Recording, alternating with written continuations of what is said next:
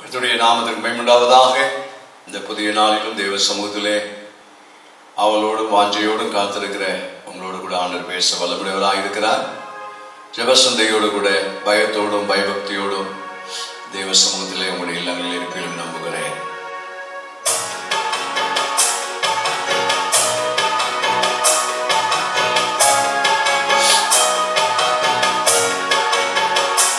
உங்கள் கிருபைதான் என்னை தாங்குகின்றது, உங்கள் கிருபைதான் என்னை நடத்துகின்றது, உங்கள் கிருபைதான் என்னை தாங்குகின்றது, உங்கள் கிருபைதான் என்னை நடத்துகின்றது.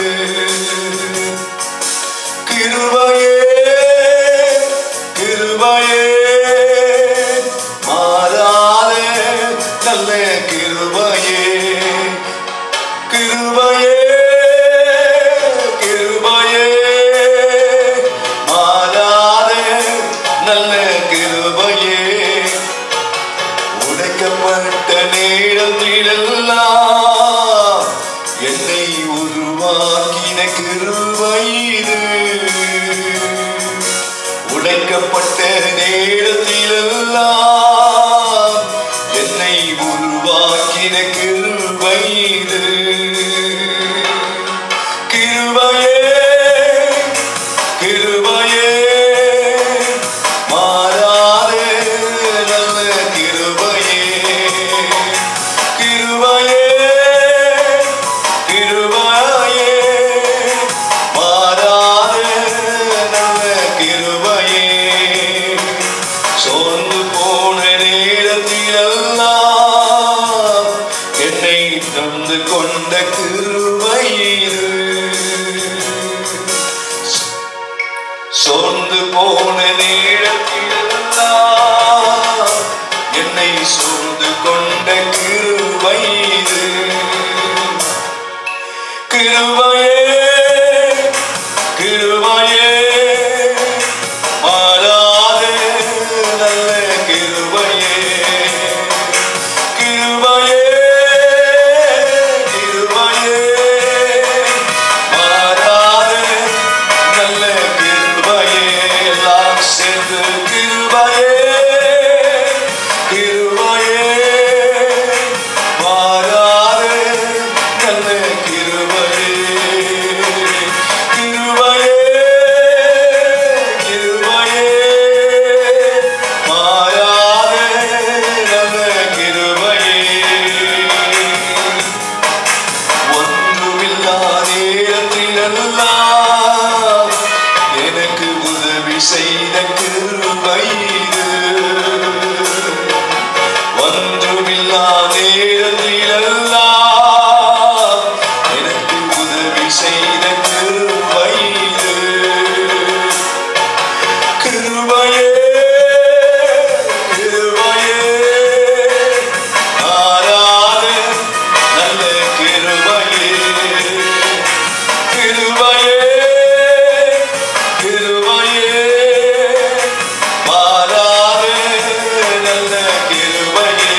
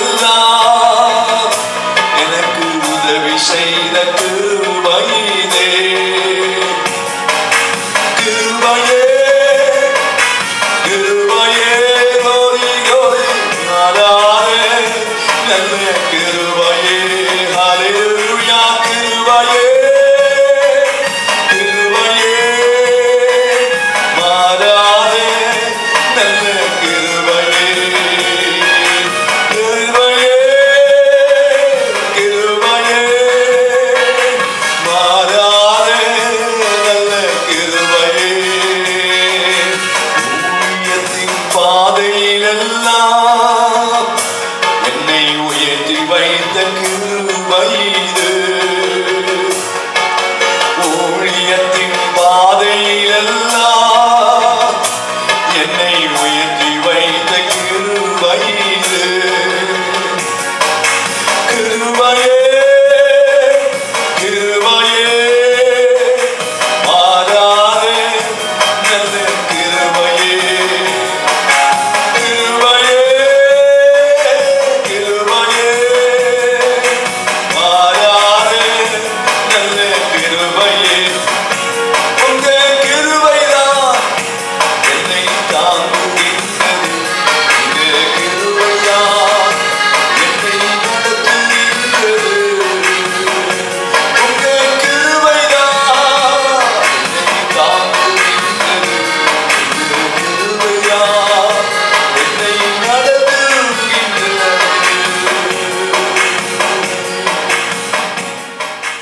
Praise the Lord. கர்த்தருக்கே மகிமை உண்டாவதாக. மீண்டுமாக இந்த நாளிலும் தேவனுடைய வார்த்தை தியானிக்கும்படியாக நம்முடைய பரிசுத்த வேதாகமத்திலே சங்கீதம் 123 அதில் உள்ள வசனங்களை வாசிக்கிறேன். 4 வசனங்களையும் வாசிக்கிறேன். நீங்களும் என்னோடு கூட சேர்ந்து வாசியுங்கள். நீங்கள் இருக்கிற இடங்களிலே நீங்கள் எப்பொழுது இந்த வீடியோவை நீங்கள் பார்த்தாலும் அந்த நேரத்தில் வேத வசனங்களை நீங்கள் காதலினால் மட்டும் கேட்கலாயிராதபடி நீங்கள் வேத புஸ்தகத்தை திறந்து வாசித்துத்தான் ஆக வேண்டும். அதுதான் உங்களுக்கு ஆசீர்வாதம். ஆகவே கர்த்தருடைய பிள்ளைகள், நீங்கள் எந்த நேரத்திலும் வேத புஸ்தகத்தோடு நீங்கள் தேவனுடைய வார்த்தைகளை கேட்க ஆயத்தமாயிருங்கள். 123ஆம் சங்கீதம் முதல் வசனம். பரலோகத்தில் வாசமாயிருக்கிறவரே, உம்மிடத்திற்கு என் கண்களை ஏறெடுக்கிறேன். இதோ வேலைக்காரின் கண்கள் தங்கள் எஜமானுடைய கையை நோக்கி இருக்குமா போலவும், வேலைக்காரியின் கண்கள் தன் எஜமாட்டிய கையை நோக்கி இருக்குமா போலவும், எங்கள் தேவனாகிய கர்த்தர் எங்களுக்கு இரக்கம் செய்கிற வரைக்கும் எங்கள் கண்கள் அவரையே நோக்கி இருக்கிறது. எங்களுக்கு இறங்கும் கர்த்தாவே, எங்களுக்கு இறங்கும். நிந்தனையினால் மிகவும் நிறைந்திருக்கிறோம். 4ஆம் வசனம். சுக ஜீவிகளுடைய நிந்தனையினாலும் அகங்காரிகளுடைய இகழ்ச்சியினாலும் எங்கள் ஆத்துமா மிகவும் நிறைந்திருக்கிறது. அன்பான தேவனுடைய பிள்ளைகளே, பரலோகத்தில் வாசமாய் இருக்கிற அந்த தேவனை நோக்கி கண்களை ஏறெடுக்கிற தாவீது, உங்களுடைய கண்களை தேவனுக்கு நேராக ஏறெடுக்க வேண்டிய நேரம் இது. நம்முடைய கண்களை அதிகமாய் தேவனை நோக்கி பார்க்க வேண்டியது. ஜெப நேரம், நீங்கள் ஆண்டவரோடு கூட தனித்திருக்கிற நேரம், உங்களுடைய கண்கள் தேவனை நோக்கி இருக்க வேண்டும்.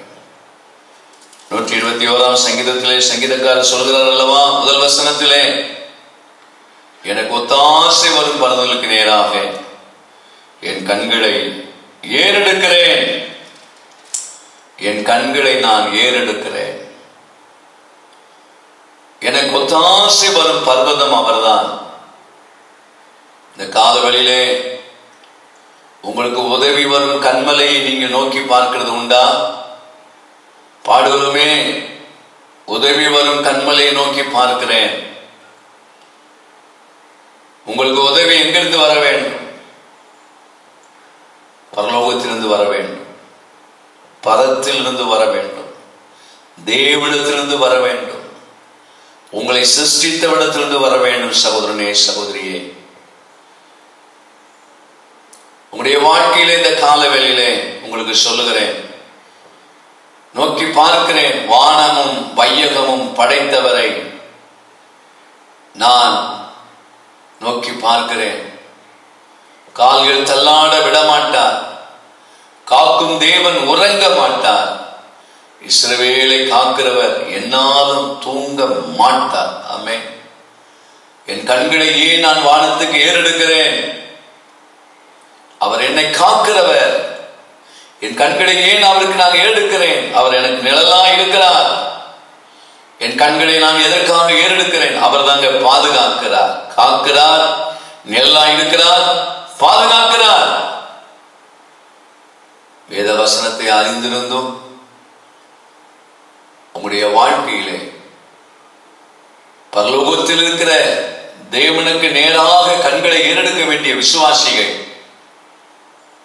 அதிகாலை வேளையில் உங்களுடைய கண்களை ஆண்டவருக்கு நேராக ஏறெடுங்கள்.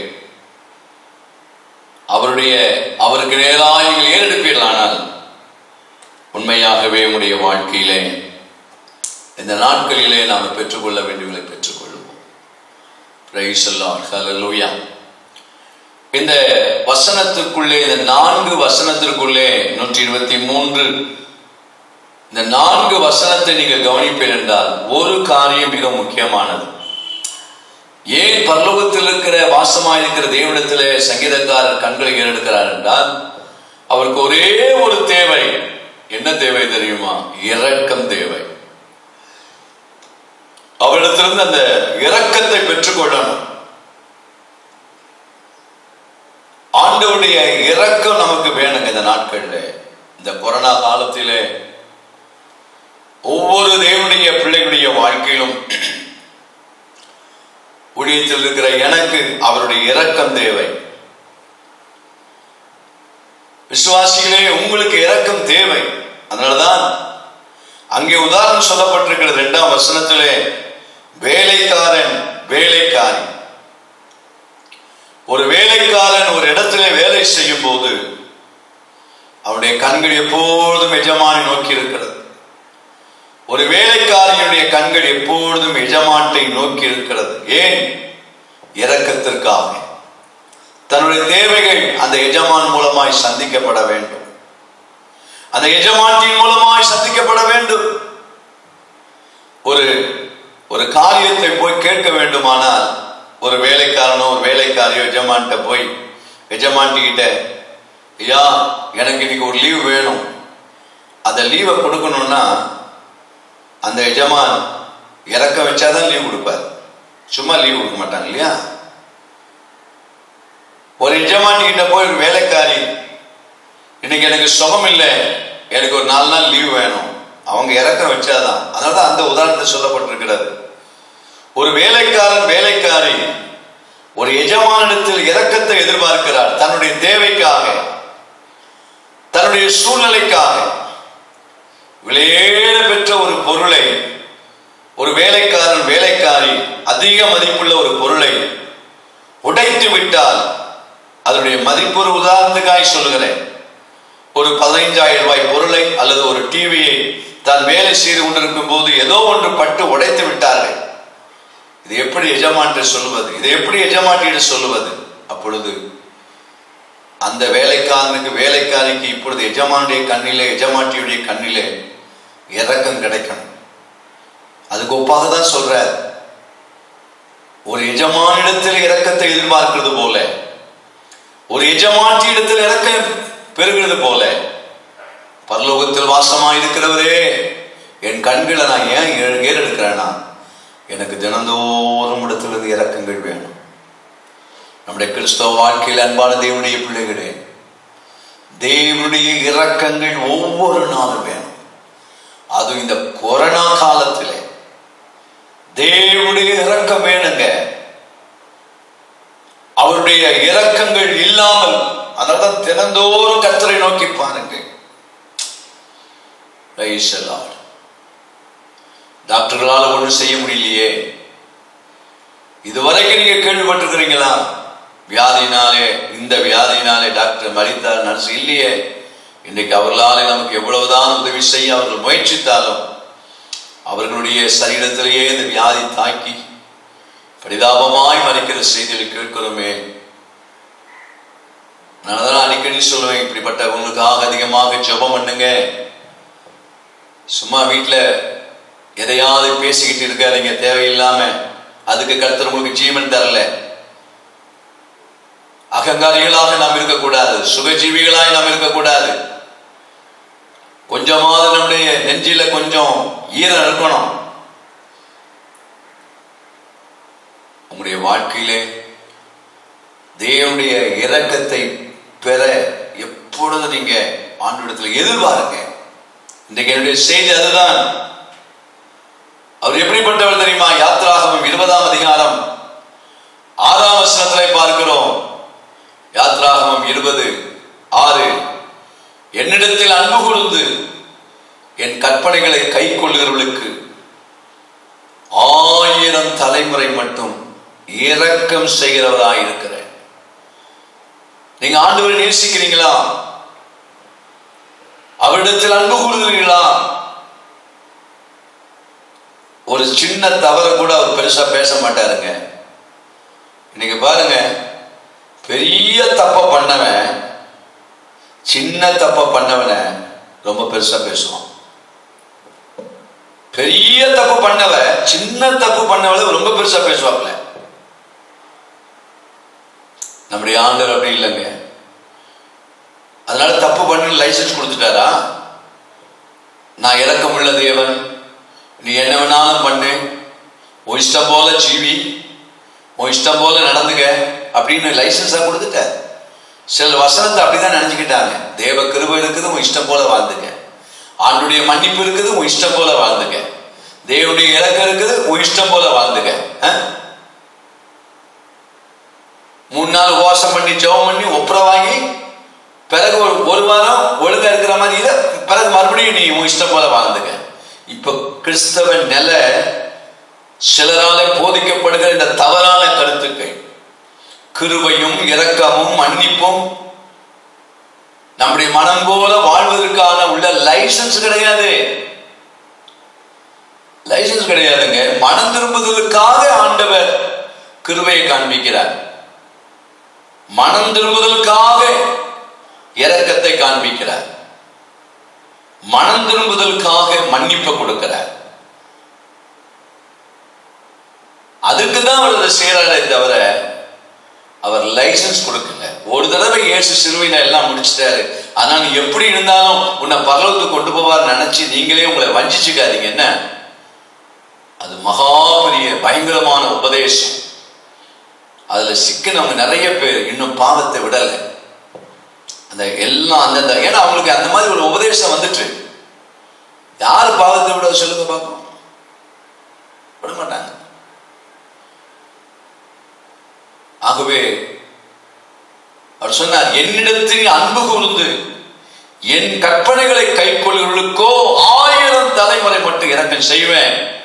ஆண்டோட நேசிங்க தேவனுடைய பிள்ளை. இந்த கால வழியிலே அவருடைய கட்டளைகள், அவருடைய பிரமாணங்கள், அவருடைய கற்பனைகள் தேடி தேடி வாசித்து மனப்பாடம் பண்ணி பிரைஸ் வாங்குறது பிரமாதம் இல்லை.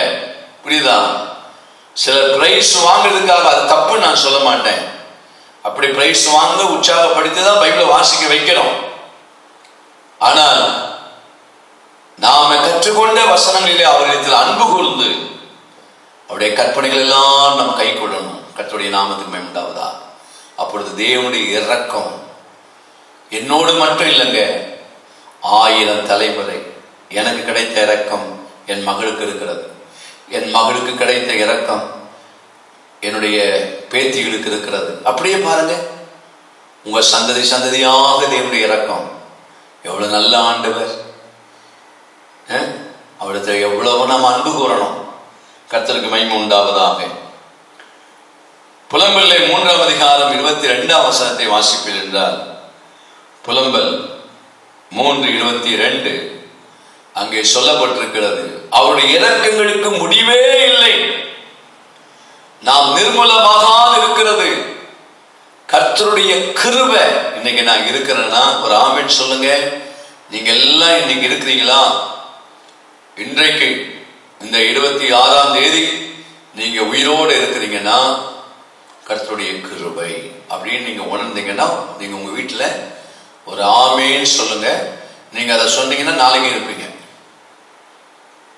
நாளைக்கு இருக்கணும்னா இன்னைக்கு சொல்லிடுங்க, இப்ப சொல்லிடுங்க, ஆமேன்னு சொல்லிடுங்க. புரியுதா? உங்களுக்கு எத்தனையோ காரியத்தெல்லாம் சொல்லி கொடுத்துருக்கேன், அதெல்லாம் பிராக்டிஸ் பண்றீங்களா இல்ல சிரிச்சுட்டு தொடச்சு போட்டு போயிடுறீங்களா? சில ஆட்கள் எல்லாம் அப்படிதான், எதையாவது கேட்டா அந்த நேரத்துல சிரிக்கிறது, அந்த நேரத்துல நல்லா இருந்துச்சு சொல்றது, அப்புறம் தொடச்சு போட்டு போயிடுது. ஒரு நாள் அதை பிராக்டிஸ் பண்றது இல்லை. இன்றைக்கு இந்த 26 நான் உங்களோட பேசுறேன்னா அது கர்த்தருடைய கிருபை. நான் நிர்மூலமாகல, நான் அழியல, அவருடைய கிருபை. அந்த கிருபை எந்த அடிப்படையில் வருது? அங்க புலம்பத்து சொல்றாரு, அவருடைய இரக்கங்களுக்கு முடிவே கிடையாது. எப்ப அதுக்கு முடிவு? மரிக்கும் போதுதான் முடிவு, பெட்டியை மூடும் போதுதான் முடிவு. ஒரு மனுஷனுடைய முடிவு கடைசியில் சொல்றாங்க இல்லையா, பாக்குறவங்களாம் பாருங்க பெட்டியை மூட போறோம். இப்ப அது கூட வாய்ப்பு இல்லாம போச்சுங்க. ரொம்ப கோர அகோரமான மரணங்கள். நான் சொன்னா என் பிரசங்கம் போயிடுங்க. நான் நிறைய வீடியோ பார்த்துட்டேன், நொந்துட்டேன். நீங்க அந்த மாதிரி வீடியோ எல்லாம் பார்த்துருக்க மாட்டீங்க. இந்த கொரோனா காலத்துல இருக்கிற மரண நிலைகள் ரொம்ப ரொம்ப பரிதாபம். அடுக்கி வச்சிருக்கிறாங்க, காக்காக்களை போல, குருவிகளை போல, மிருகங்களை போல மனுஷனுடைய நிலை. எவ்வளவு பரிதாபம். சொந்த பந்தங்கள் எல்லாம் பார்க்க முடியாத நிலையில என்னதான் அந்த ஆட்களுக்கு சொல்லி பாருங்களேன், கேட்கறது இல்லை. இருக்கிற நேரத்திலேயாவது போய் பார்த்து பழகுங்கனாலும் எங்க கேட்கிறாங்க? கேட்கறது இல்லைங்க. நான் சொல்ற வார்த்தைகள் எல்லாம் குறித்து ஒரு நாள் நீங்க வருத்தப்பட வேண்டியது வரும்.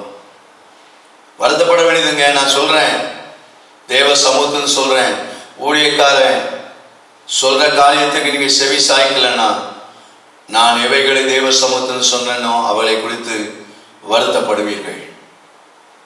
சபிக்கிறேன்னு நினைக்காது, உடனே அதை வேற மாதிரி எடுத்துருவாங்க. விமர்சனம் பண்றவங்க, சபிக்கிறாரியா, காலங்காத்தா 5 மணிக்கு சபிக்கிறாரியா. புத்தி சொல்றேன், ஆலோசனை சொல்றேன். சாபனா என்னன்னு தெரியாம எல்லாத்தையும் போட்டு ஒரே இதுல குழப்பிடுவாங்க.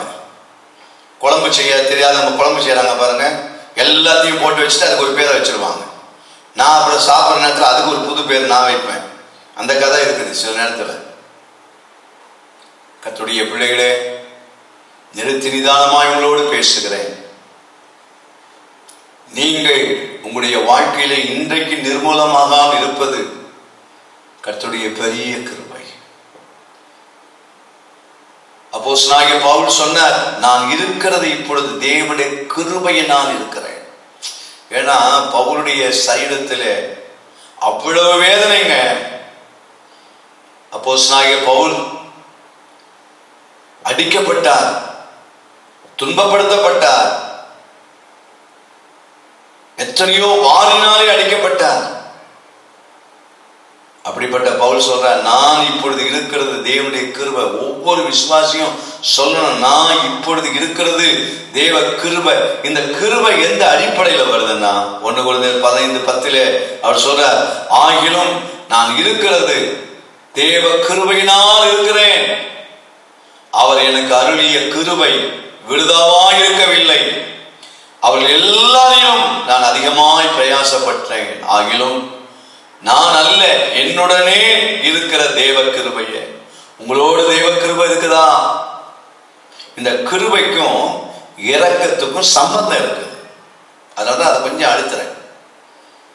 இரக்கம் இல்லாம கிருபை இல்லை, கிருபை இல்லாம இரக்கம் இல்லை.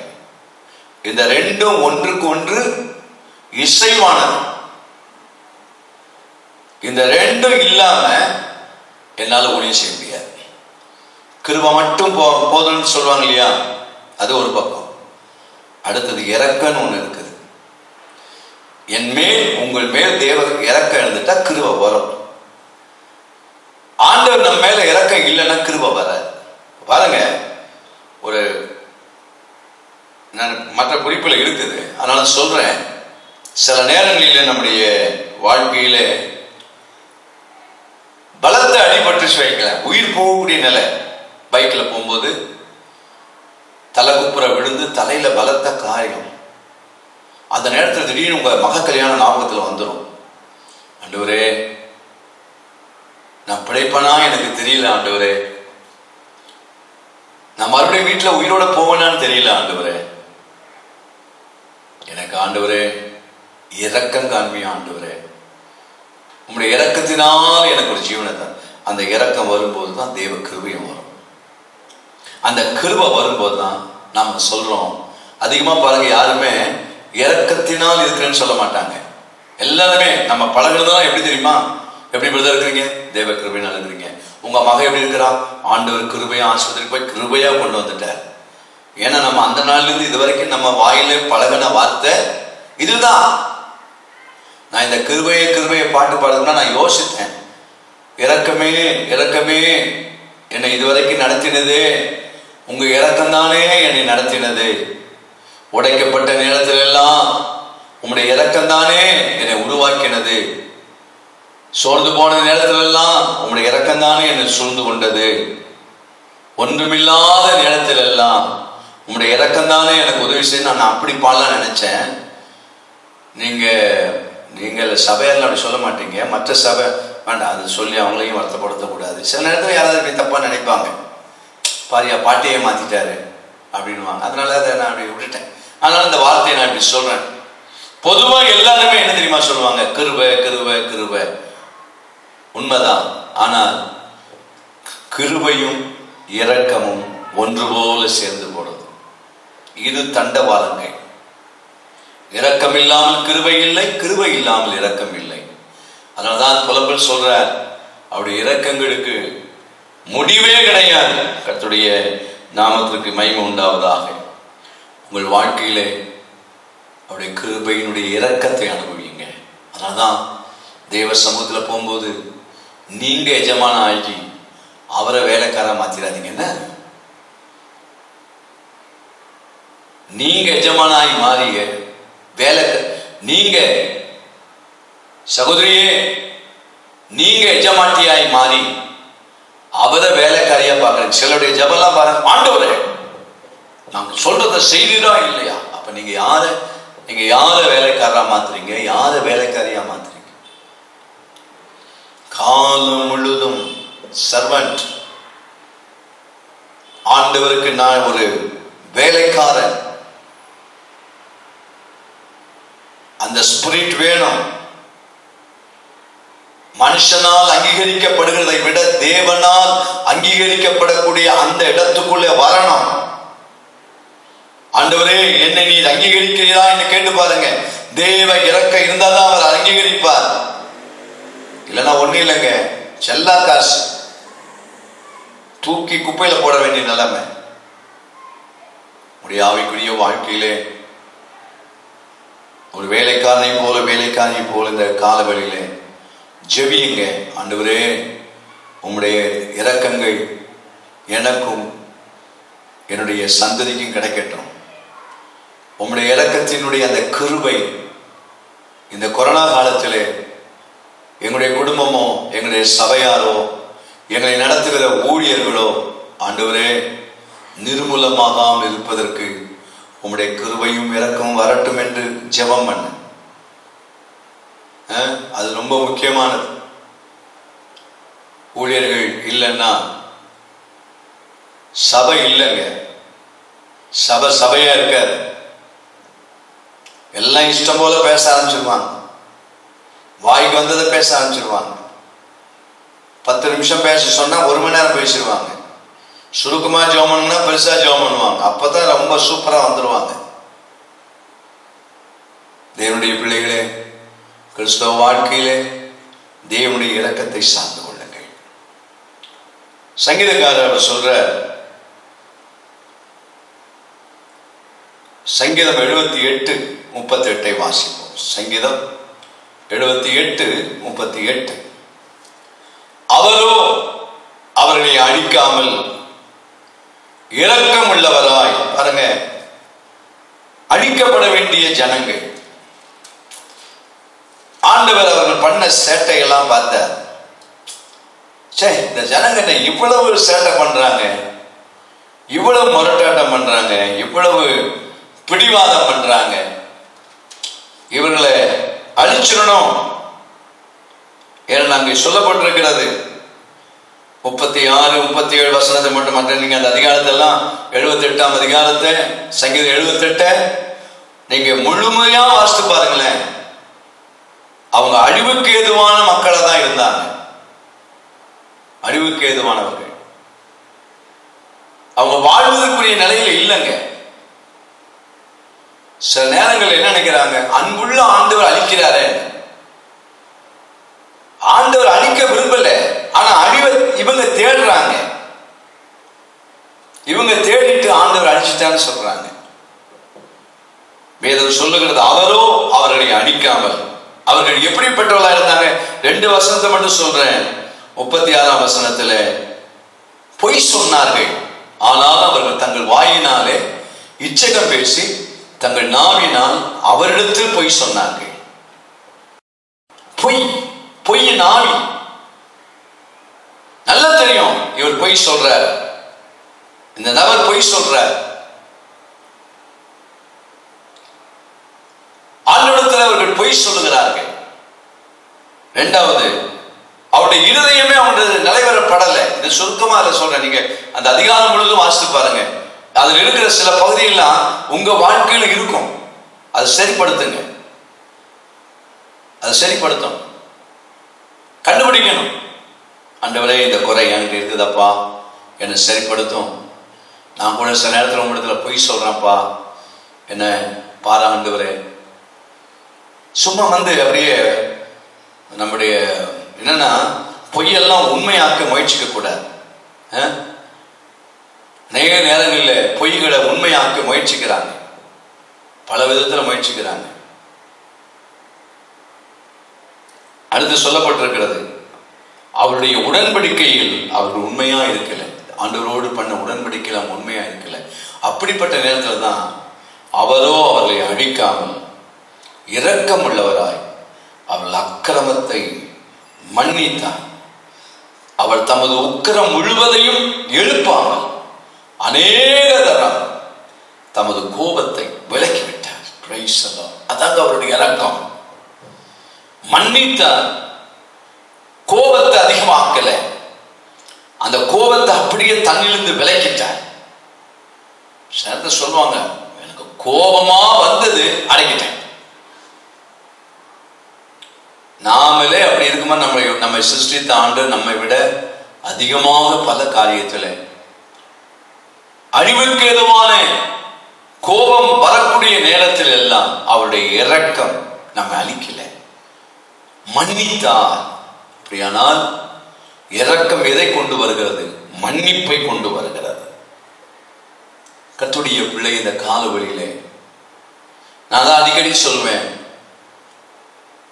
மரணத்துக்கு ஏதுவான வியாதிகள் வரும்போது, எல்லாமே மரணத்துக்கு ஏதுவான வியாதி தான். நீங்க நினைக்கிறீங்களா வியாதி வந்தாதான் மரணம்? இல்லைங்க, வியாதி இல்லாமலே நமக்கு மரணம் இருக்குது இல்லையா? வியாதி கொரோனா வந்தாதான் மரணம் நீங்க நினைக்கிறீங்களா? இல்லையே. ஏதோ விதத்துல ஒரு மரணம் வருது இல்லையா? ஏதோ நிலையில வருது. சில நேரத்தில் நான் சில ஆட்களுக்கு சொல்லுவேன், இந்த பாருங்க, கர்த்தர் சுகமாக்கணும்னா உங்க படுக்கையில ஆண்டவரிடத்துல உங்கள் சுய நினைவோடு இருக்கும்போது ஆண்டவர்கிட்ட மன்னிப்பு கேளுங்க, ஆண்டவரிடத்துல இரக்கத்தை கேளுங்க. ஆண்டவரே, என் குறை குற்றங்கள்லாம் மன்னியும், ஊழியக்காருக்கு விரோதமாக பேசுறத மன்னியும், சபைக்கு விரோதமாக பேசுனதெல்லாம் எனக்கு மன்னியும். நீங்கள் கேட்டுதான் ஆகணும். பேசுறவங்களுக்கு சொல்றேன், கேட்கணும். அப்ப தேவனுடைய இரக்கம் உங்களை மன்னிக்கும். அவர் அடிக்கிறவர் அல்ல. அவ்வளவு மோசமான ஆண்டவரா? கர்த்தருடைய பிள்ளையே, எத்தனையோ தரம் ஆண்டவர் அழிப்பேன்னு சொல்லும் போதெல்லாம் மோசே போய் திறப்பின் வாசல் நின்றார். வேண்டாம் ஆண்டவரே, அழிக்காதீப்பா. அவருடைய இரக்கத்தை வெளிப்படுத்தினார். இந்த காலவழியிலே ஒரு வேலைக்காரியை போல இந்த கொரோனா வியாதியிலே ஏகப்பட்ட லட்சக்கணக்கான மரண செய்தியை கேட்டுக்கொண்டிருக்கிற இந்த நாட்களிலே, அன்பான சகோதரனே, சகோதரியே, ஆண்டவரே எங்களை மன்னியும் அப்பா, எங்களை அழிச்சிடாதீங்கப்பா, எங்களை மன்னியும், எங்களுக்கு உடைய இரக்கம் வேணாம் ஆண்டவரே. அந்த இரக்கத்தில் அந்த கிருபை வரட்டாம்ப்பா.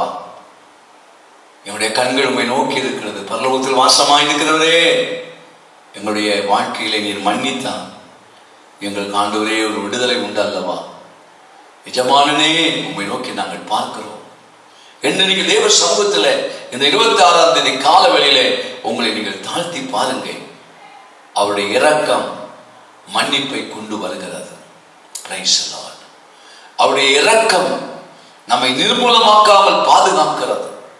அவருடைய இரக்கம் உங்களோடு மட்டுமல்ல, உங்களுடைய சந்ததி முழுவதற்கும் 1000 தலைமுறைக்கும் அவருடைய இரக்கத்தை அவர் வைக்கிறவராக இருக்கிறார். இதை நீங்கள் உணர்கிறீர்களா? ஆவியிலே உங்களுடைய உள்ளத்தில் நீங்கள் உணர்கிறீர்களா? கர்த்தருடைய நாமத்திற்கு மகிமை உண்டாவதா. உபாகமம் 4ஆம் அதிகாரம், உபாகமம் 4:31 வாசித்து பாருங்க. உபாகமம் 4:31 30ஆம் வசனத்தை முதலாவது உங்களுக்கு குறிப்பிட விரும்புகிறேன். நீ வியாகுலப்பட இவைகள் எல்லாம் உன்னை தொடர்ந்து பிடிக்கும் போது, பாருங்க, நம்ம வியாகுலப்படுவதற்கு ஏதுவான சில காரியங்கள் 29 பார்க்கிறோம்.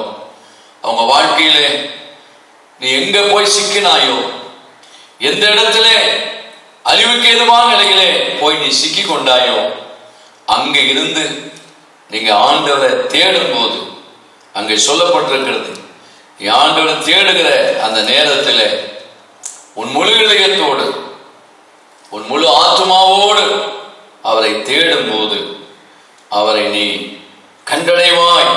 கர்த்தருக்கு மகிமை உண்டாவதா. கர்த்தருடைய பிள்ளைகளே, இருக்கிற இடத்திலே ஆண்டவரை தேடுகிற சமயத்திலே அப்பதான் சொல்ற 30ஆம் வசனத்திலே, நீ வியாகுலப்படைவைகள் எல்லாம் உன்னை தொடர்ந்து பிடிக்கும் போது கடைசி நாட்கள் உன் தேவனாய் கர்த்தரிடத்தில் திரும்பி அவர் சத்தத்திற்கு கீழ்ப்படிவாய். ஆனால் உன் தேவனாய கர்த்தர் இரக்கமுள்ள தேவனாய் இருக்கிறபடியால் அவர் உன்னை கைவிட மாட்டார், உன்னை அழிக்கவும் மாட்டார். உன் பிதாக்களுக்கு ஆணையிட்டு கொடுத்த உடன்படிக்கையை மறக்கவும் மாட்டார். இரக்கம், அவருடைய இரக்கம் கைவிடாத இரக்கம், அவருடைய இரக்கம் அழிக்க மாட்டாத இரக்கம், அவருடைய இரக்கம் உங்களோடு என்னோடு முற்பிதாக்களோடு பண்ணின அந்த உடன்படிக்கையை கூட அவர் மறக்க மாட்டாராம். எப்ப தெரியுமா? நம்ம வாசித்த அந்த வசனத்துல, நீ வியாகுலப்பட்டு இவைகளெல்லாம் உன்னை தொடர்ந்து பிடிக்கிறது அல்லவா. எந்த கஷ்டங்கள், எந்த வியாதிகள், எந்த பிரச்சனைகள் உன்னை எல்லாம் தொடர்ந்து பிடிக்கும் போது உன் தேவனாய கர்த்தரிடத்தில் நீ திரும்பி அவர் சத்தத்திற்கு கீழ்ப்படிவாயானார். 29 எப்படி தெரியுமா தேடணும்? முழு இதயத்தோடும் உன் முழு ஆத்மாவோடும் அவரை தேடு. அன்பு சகோதரி சகோதரியே, வியாகுலத்தோடு இருக்கிறீங்களா? சோர்ந்து போய் இருக்கிறீங்களா? நம்பிக்கை இழந்து இருக்கிறீங்களா? வேதனையோடு இருக்கிறீங்களா? இந்த காலவெளியில் ஒரு நற்செய்தியை சொல்றேன். மனுஷனை தேடாதீங்க, இந்த காலவெளியில் கர்த்தரை தேடுங்க. அறகுறைய மனதாக அல்ல, முழு இதயத்தோடு கர்த்தரிடத்தை வாங்க, முழு ஆத்மாவோடு வாங்க. அவர் இந்த காலவெளியில் தேடுங்க. அவர் சொல்லுவார், நான் இருக்கிற மகனே, நான் இருக்கிற மகனே, நீ ரொம்ப வியாகுலத்தில் இருக்கிற, நீ ரொம்ப நம்பிக்கை இழந்து இருக்கிற, நான் உன்னை நான் கைவிடவே மாட்டேன், நான் உன்னை அழிக்கவும் மாட்டேன், உன்னை நான் மறக்க மாட்டேன். எவ்வளவு நல்ல ஆண்டவர்! இந்த தேவனை, இந்த எஜமானை ஒரு வேலைக்காரனை போல பார்க்க நீங்கள் ஆயத்தமா? ஒரு வேலைக்காரை போல ஆண்டவரை பார்க்க ஆயத்தமா? சில ஆட்கள் சொல்லுவாங்க, நீ என்ன ஆண்டவர்கிட்ட பிச்சை எடுக்கிற? சில நேரத்துல ஆண்டவருடைய சமூகத்தில் வருகிற ஜபத்தை நம்ம பிச்சை எடுக்கிறோம்னு சொல்லுவாங்க. ஜபம் உரிமை, நம்ம பிச்சை எடுக்கல. அவங்க தப்பா அந்த எண்ணத்தை கொண்டு வர்றாங்க. நம்ம ஆண்டவரத்துல போய் பிச்சை எடுக்கல. ஆண்டவரே, நான் வேலைக்காரன், நிஜமா எனக்கு பிச்சை போடுன்னு கேட்கலங்க. அவர் நம்ம கொடுத்த ஒரு வார்த்தை, நான் உங்க மேல இரக்கமுள்ள தேவன். அந்த இரக்கத்தை அவர்கிட்ட நாம எப்படி கேட்கறோம்னா, ஒரு வேலைக்காரனை போல, ஒரு வேலைக்காரனை போல. சில ஆட்கள் துணிகரமா வேத வசனத்தை புரட்டி பேசுவாங்க. வேத புரட்டர்கள் இன்றைக்கு யூடியூப்ல, பேஸ்புக்ல அநேக காரியங்கள் வேத புரட்டர்கள் எழுப்பி இருக்கிறார்கள். ஏதோ அங்க கொஞ்சம் வசனத்தை அறிந்து, இஷ்டம் போல வேதத்தை வசனங்களை புரட்டி கொண்டிருக்கிறார்கள். கவனமாக இருப்போம். நம்ம யாரும் பிச்சைக்காரிகள் அல்ல. தேவனுடைய சமூகத்திலே நம்மை தாழ்த்தி, ஆண்டவரே எனக்கு கஷ்டம் வந்துட்டு, எனக்கு வியாதி வந்துட்டு, எனக்கு கடன் பிரச்சனை வந்துட்டு, எனக்கு எல்லாம் வரக்கூடாதெல்லாம் எதெல்லாம் நான் வரக்கூடாதுன்னு நினைச்சனோ அதெல்லாம் எனக்கு வந்துட்டப்பா. எனக்கு ஒரே ஒரு வழி, உம்மை விட்டா எனக்கு யாருமே இல்லை.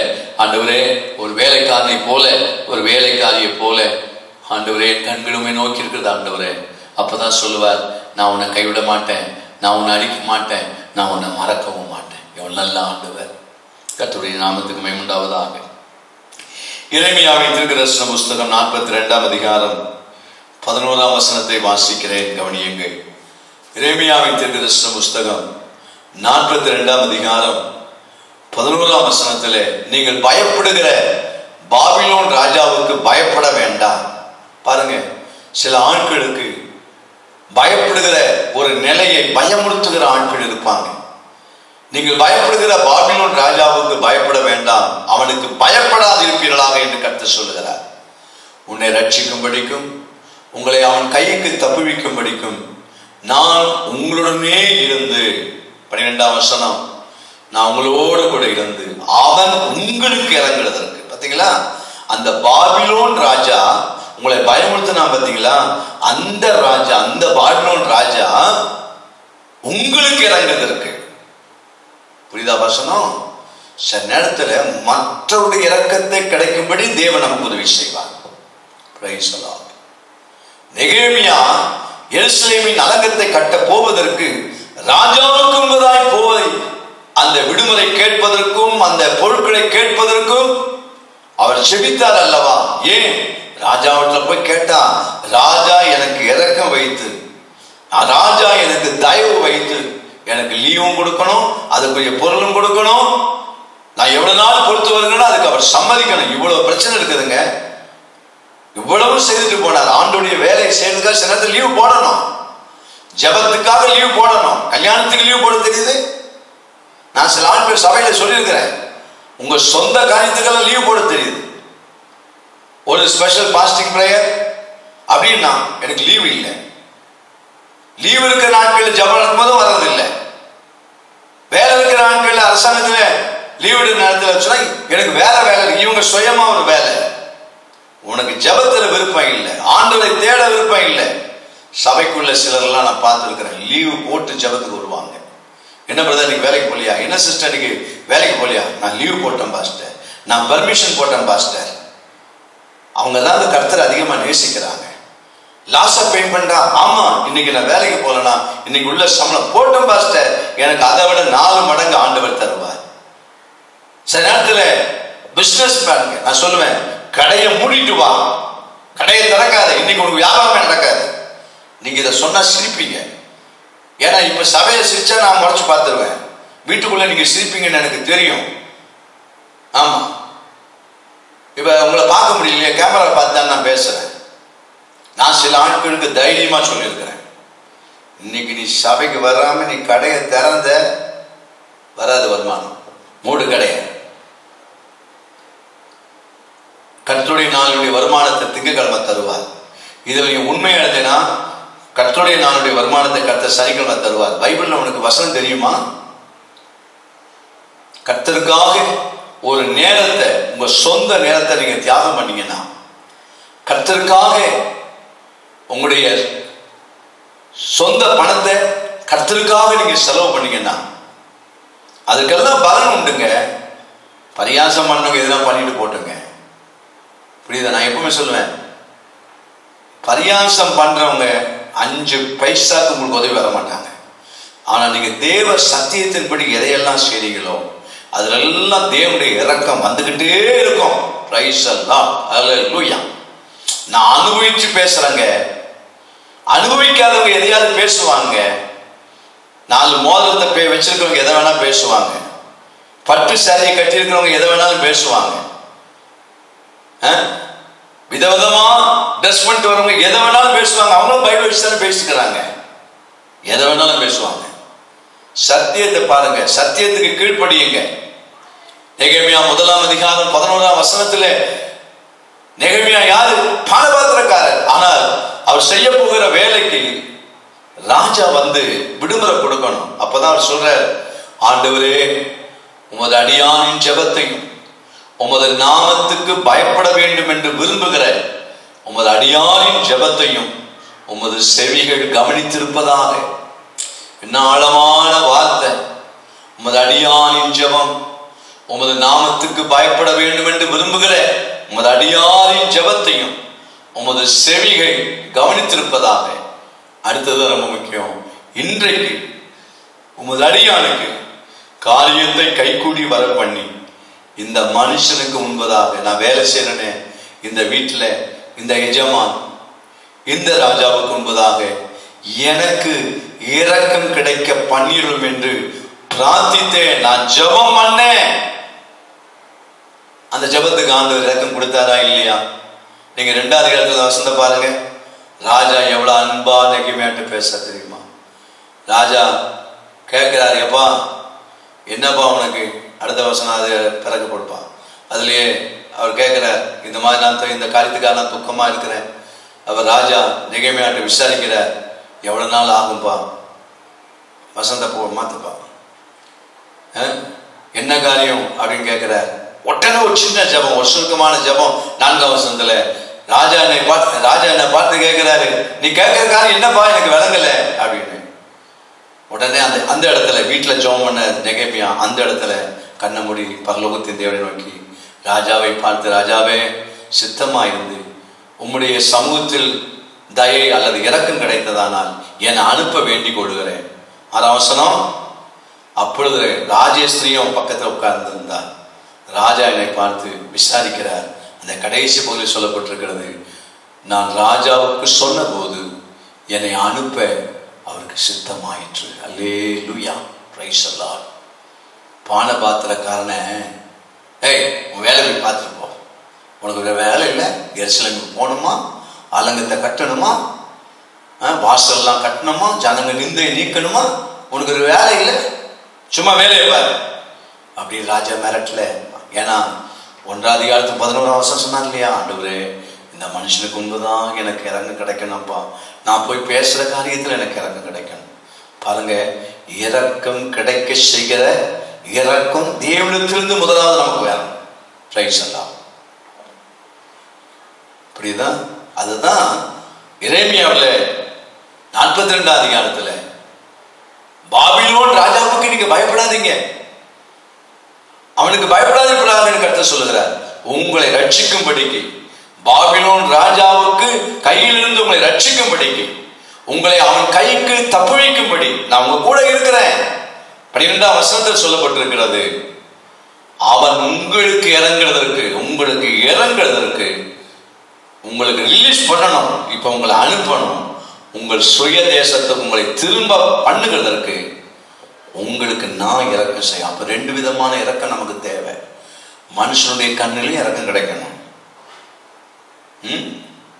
தேவனுடைய கண்ணிலையும் இரக்கம் கிடைக்கணும்.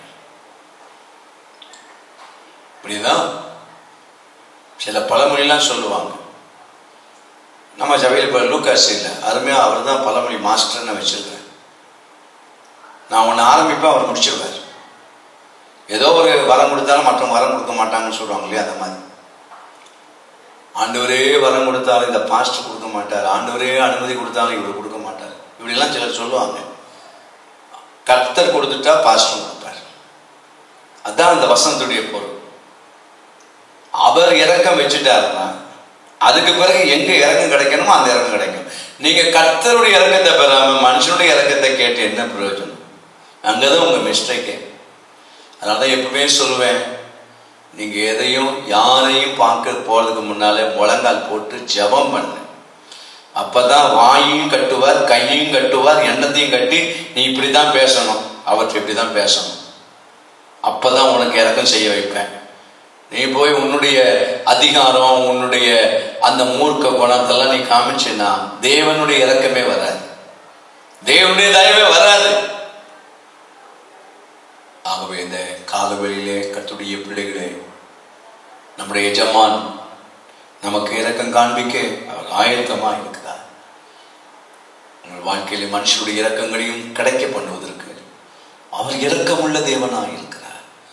நீங்கள் அந்த இரக்கத்தை பெற்றுக் கொள்கிறீர்களா? நான் முடிக்க விரும்புகிறேன். இன்றைக்கு நம்முடைய தேசத்தில் இருக்கிற இந்த அகோரமான இந்த வேதனையான நிலைகளிலே தேவன் இந்த தேசத்தின் மேல் இரக்கத்தை காண்பித்து இந்த கொள்ளை நோய் இந்த தேசத்தை விட்டு போக வேண்டும். நாம் எல்லாரும் தாவீது சொன்னது போல கொடிய இடுக்கணிலே சிக்கிட்டோம். 2 சாமுவேல் 24ஆம் அதிகாரம் 14ஆம் வசனத்திலே தாவீது ஜனத்தை எண்ணினதினாலே ஒரு தீர்க்கதரிசியை அனுப்பி நான் இந்த காரியத்தை செய்ய போகிறேன் என்று பேசின போது தாவீது என்ன சொல்ற தெரியுமா? 14 தாவீது காத்தை நோக்கி சொல்றார், தீர்க்கதரிசியை நோக்கி சொல்றார், நான் கொடிய இடுக்கணிலே அகப்பட்டிருக்கிறேன். அன்றைய பிள்ளைகளை நம்முடைய தேசம் இன்றைக்கு கொடிய இடுக்கணிலே அகப்பட்டிருக்கிறோம். சாதாரணமா நினைக்காதீங்க. கையை கழுவினாலும் சரி, நீங்க முகக்கவசம் போட்டாலும் சரி, இந்த அரசாங்கம் சொல்கிற எந்த காரியங்களையும் விட வீட்டில் இருக்கிற நான் உங்களை பயமுறுத்தும்படி சொல்லல, பயப்படாதீங்க. கர்த்தர் வேண்டிய சுகத்தையும் பலத்தையும் கர்த்தர் உங்களுக்கு தருவாராக. நான் என்னுடைய வீட்டிலே, நீங்கள் உங்களுடைய வீட்டிலே பாதுகாப்பா இருக்கிறதை விட ஆஸ்பத்திரிகளிலே வேலை செய்கிற டாக்டர்கள், நர்ஸுகள், ஆஸ்பத்திரியில் இருக்கிற பணியாளர்கள், ஆம்புலன்ஸ் டிரைவர்கள், அந்த சரீரத்தை ஆஸ்பத்திரி வார்டுகளை கொண்டு போகிறவர்கள், மரித்த சரீரத்தை மறுபடியும் வெளியே கொண்டு வருகிறவர்கள், எவ்வளவு பாதுகாப்பு, முழுமையாய் தன்னுடைய சரீரத்தை மறைத்திருக்கிறார்கள். நீங்க பார்த்திருப்பீங்க இல்லையா? அதற்குரிய வஸ்திரத்தோடு கூட இருக்கிறார். ஆனாலும் அவர்களை கொரோனா பாதித்திருக்கிறது. நாம வெறும் கை கழுவுவதும் முகக்கவசம் அணிகிறதுதான். ஆனால் அவர்கள் அப்படி அல்ல, முழுமையாய் நமக்காக அர்ப்பணித்து ஜீவனை பணைய வைத்து தாங்க அதை அவங்க செய்யறாங்க. நான் அதனாலதான் இப்ப முடிக்கிற நேரத்தை சொல்றேன், அதிகமா அவங்களுக்காக நீங்க ஜெபம் பண்ணுங்க. ஒரு நாள் கூட நீங்க ஜெபிக்காம அவங்களுக்கு விட்டுட்டீங்கன்னா நீங்க கர்த்தருக்கு ஒரு நாள் கணக்கு கொடுக்கணும். நான் கொடுக்கணும். ஒவ்வொரு நாளும் ரொம்ப பெருசு இல்லைங்க, ஒரு 5 நிமிஷம் எடுத்து, ஆண்டவரே டாக்டர்களை பாதுகாத்துக் கொள்ளும், நர்ஸை பாதுகாத்துக் கொள்ளும், ஆம்புலன்ஸ் டிரைவரை பாதுகாத்துக் கொள்ளும், அந்த வார்டுக்குள்ளே கொண்டு போகிறவர்கள், அந்த சரீரத்தை மறித்து விட்டால் வெளியே கொண்டு வருகிறவர்கள், அடக்கம் செய்கிறவர்கள், இவங்க எல்லாரையும் ஆண்டவரே வேண்டிய சுகத்தை தாரும். இதை கூட செய்ய முடியாதா? செய்யுங்க இயேசுவின் நாமத்தினாலே. Glory to God. என்னங்க பெருசா நம்ம செய்யறப்போ இதை செய்யுங்க. அல்லேலூயா. கொடிய இடுக்கணிலே நம்முடைய தேசம் அகப்பட்டிருக்கிறது, இந்த உலகம் அகப்பட்டிருக்கிறது. ஒரு வியாதி முடிஞ்சதுன்னு பார்த்தா இப்ப பூஞ்சை என்கிற கண்களில் பூஞ்சை என்ற ஒரு வியாதி, என்ன பயங்கரமா. அதை நீங்க அந்த படத்தை பார்த்துருக்கிறீங்களா? ஐயோ வேதனை, எவ்வளவு இதெல்லாம் இடுக்கணுங்க. இடுக்கல்ல மாட்டிட்டோம் நம்ம. இப்ப கொடிய இடுக்கண். இதுல இருந்து நம்ம வெளியே வரணும்னா தாவீது சொல்றார் இல்லையா, இப்போது நாம் கர்த்தருடைய கையிலே விழுவோமாக, அவருடைய இரக்கங்கள் மகா பெரியது. இப்ப நாம செய்ய வேண்டியதெல்லாம் என்ன தெரியுமா? அவருடைய கையிலே விழுந்துருவோம். ஆண்டவரே சாஷ்டாங்கமா, ஆண்டவரே உம்மை விட்டா எனக்கு யாரும் வழி இல்லப்பா. ஆண்டவரே ஊழியர்கள், விசுவாசிகள், உலக மக்கள் பொருளாதாரத்திலே இடுக்கண், சாதாரண நடை அல்லது என்ன சொல்றதுனால் நடைபாதைகளிலே வியாபாரிகள் போயிடுச்சு. ரொம்ப கடினமான இடுக்கண்கள். இப்படிப்பட்டதான இந்த சூழ்நிலையிலே அன்பான தேவனுடைய பிள்ளைகளை, சபையாரே, முதல் அசம்பி சபை விசுவாசிகளே, சீரியஸாக இந்த காலை நேரத்திலே உங்களுடைய சிந்தைக்குள்ளே கொண்டு வந்து, ஆண்டவரே உங்களுடைய இரக்கங்கள் பெரியதுதான் ஆண்டவரே, அந்த இரக்கத்திலே எங்கள் தேசத்தின் மேலே இரக்கமாயிரும் ஆண்டவரே. இப்பொழுது 123ஆம் சங்கீதத்தினுடைய ஒரு பகுதியை சொல்லி ஜெபித்து முடிக்க விரும்புகிறேன். நான் 3ஆம் வசனத்தை சொல்றார், என்னோடு கூட சேர்ந்து உங்கள் வீட்டில் வாசிங்க, கீழ்ப்படிங்க. சபை பாஸ்டர் இருக்கும்போது அவருடைய பார்வையில் கீழ்ப்படுகிற அதே ஆவி வீட்டுக்குள்ளே இந்த வீடியோ மூலமா உங்கள்கிட்ட எதை சொல்லணும் அதை உடனே நீங்க செய்யணும். நாளைக்கு செய்யலாம் நினைக்காதீங்க. நாளை நம்முடையது அல்ல. 1 மணி நேரம் கூட செய்யலாம். 1 மணி நேரம் நம்முடையது அல்ல. அடுத்த நிமிஷம் நம்மளது இல்லை. அடுத்த வினாடி நம்மளது இல்லை. இப்போவே 3ஆம் வசனம் சொல்லப்பட்டிருக்கு. எங்களுக்கு இறங்கும் கர்த்தாவே, எங்களுக்கு இறங்கும். நிந்தனையினால் மிகவும் நிறைந்திருக்கிறோம்.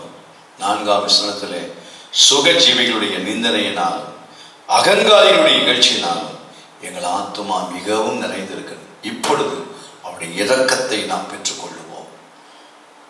அப்போஸ்தலனாகிய பவுல் சொல்கிறது போல எபிரேயர் 4:16 ஏற்ற காலத்தில் அவரிடத்தில் சகாயம் பெறவும் 4:16 சொல்லப்பட்டிருக்கிறது. நாம் இரக்கத்தை பெறவும் ஏற்ற சமயத்தில் சகாயம் செய்யும் கிருபை அடையவும் தைரியமாய் இந்த காலவெளியிலே அவருடைய கிருபாசன தண்டையிலே சேருவோமாக. கண்களை மூடுவோம், நம்மை தாழ்த்துவோம். எங்களை அதிகமாய் நேசிக்கிற எங்கள் பரலோக பிதாவே, இப்பொழுதும் உம்முடைய சமூகத்திலே ஒரு வேலைக்காரர்களை போல, ஒரு வேலைக்காரிகளை போல 1000 தலைமுறைக்கு இரக்கம் செய்வேன் என்று சொன்னீரே, உம்முடைய இரக்கத்திற்கு முடிவில்லை என்று பார்க்கிறோமே. இரக்கத்தை காண்பியும் ஆண்டவரே. உம்முடைய இரக்கத்திலே எங்களுக்கு மன்னிப்பு வரட்டும். உம்முடைய இரக்கத்திலே நாங்கள் அழியாமல் இருக்க உதவி செய். எங்களுக்கு யாரிடத்தில் இரக்கம் கிடைக்க வேண்டுமோ அவரிடத்தில் இரக்கம் கிடைக்கட்டும். ஆகவே தைரியமாய் உடைய கிருபாசனத்திலே வந்திருக்கிறோம். இந்த செய்தி கேட்கிற ஒவ்வொரு ஆத்துமாவோடு பேசும். எல்லாருக்காக நாங்கள் விசேஷமாய் நாங்கள் ஜெபிக்கிறோம். உம்முடைய சட்டைகளுக்குள்ளே மறைத்துக் கொள்ளும், உடைய ரத்தத்திலே மறைத்துக் கொள்ளும். இயேசுவின் நாமத்தில் பிதாவே, ஆமென். என் ஆத்துமாவே கர்த்தரை ஸ்தோத்திரம். என்னுடைய வீடு பரிசுத்த நாமத்தை ஸ்தோத்திரம். என் ஆத்துமாவே கர்த்தரை ஸ்தோத்திரம். கர்த்தர் செய்த சகல உபகாரங்களை மறவாதே. ஆமென், ஆமென். God bless you. கர்த்தரை ஆசீர்வதிப்பார். VBS உடைய ஊழியம் நடைபெறும். அதை வித்தியாசமாக நடத்த வேண்டும் என்று இருக்கிறேன். ஆகவே கொஞ்சம் சற்று சபையாருடைய பிள்ளைகள் சற்று காத்திருங்கள். உங்களுக்கு VBS நடைபெறும். இல்லை என்று முடிவு செய்து விடாதீர்கள்.